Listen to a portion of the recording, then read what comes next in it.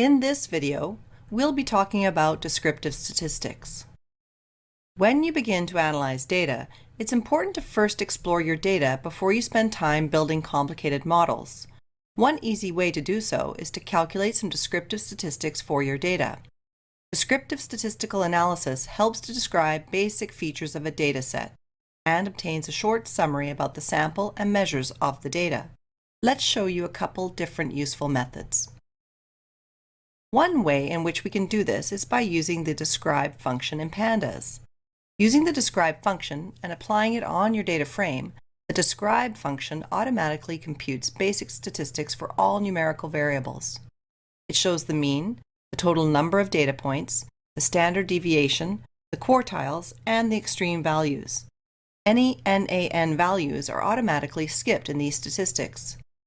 This function will give you a clearer idea of the distribution of your different variables. You could have also categorical variables in your data set. These are variables that can be divided up into different categories or groups and have discrete values. For example, in our data set we have the drive system as a categorical variable, which consists of the categories forward-wheel drive, rear-wheel drive, and four-wheel drive. One way you can summarize the categorical data is by using the function value_counts. We can change the name of the column to make it easier to read.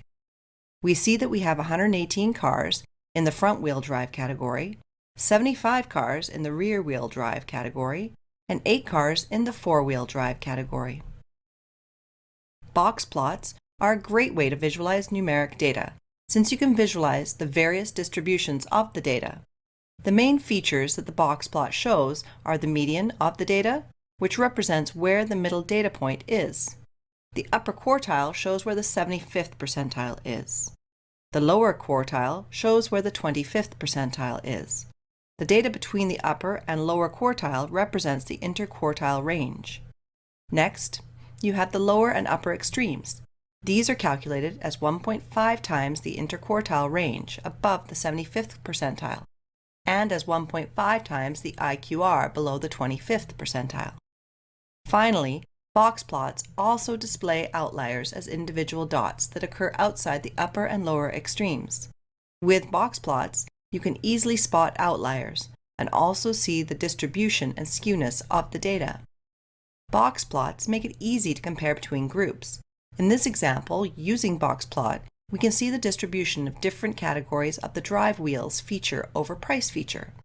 We can see that the distribution of price between the rear wheel drive and the other categories are distinct, but the price for front wheel drive and four wheel drive are almost indistinguishable. Oftentimes, we tend to see continuous variables in our data.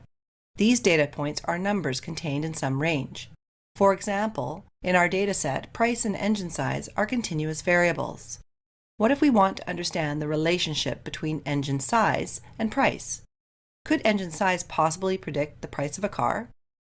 One good way to visualize this is using a scatter plot. Each observation in a scatter plot is represented as a point. This plot shows the relationship between two variables. The predictor variable is the variable that you are using to predict an outcome.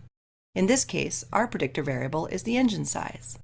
The target variable is the variable that you are trying to predict.